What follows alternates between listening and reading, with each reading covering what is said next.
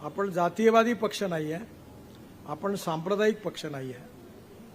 मला जेव्हा मी बावनकुळेंना सांगितलं की मी ज्या ज्या चुका केल्या त्या चुका तुम्ही करता, पण तुम्हाला जोपर्यंत या चुकाची झळ पोचणार, जेव्हा मला पोचली तेव्हा माझ्या लक्षात आलं, तेव्हा मी सुधारलो.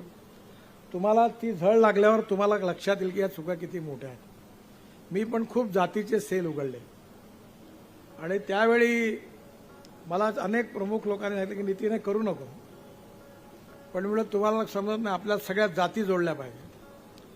जातीचे सेल करून कोणा जाती जोडल्या नाही आणि जे आपल्या जातीचे नेते म्हणून आपल्यात आले त्यांना त्यांच्या जातीत विचारतच नव्हते कोणी. त्याच्यामुळे उलट त्यांनी पुन्हा सांगितलं का आता महापालिकेची निवडणूक आली, आमच्या जातीला किती तिकीटं देता.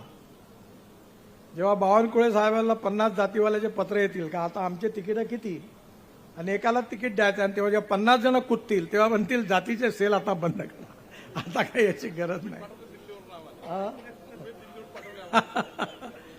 त्यामुळे आपण जातीने मोठा नाही आहे. भारतीय जनता पार्टीचा कार्यकर्ता हीच आपली जात आहे. भारतीय जनता पार्टीचा विचार हीच आपली निष्ठा आहे. आणि पहिले देश राष्ट्र आम्हाला सर्वोपरी आहे. हे राष्ट्र, ही भारत माता, ही हिचा सर्वांगीण विकास हे आमच्या जीवनाचं उद्दिष्ट आहे.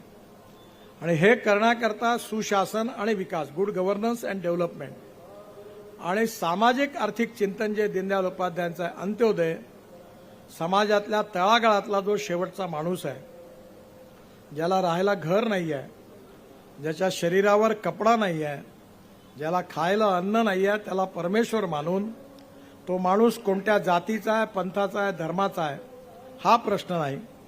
गरीब गरीब आहे, गरीब हीच त्याची जात आहे, त्याला पंथ, धर्म, समाज काही नाही आहे.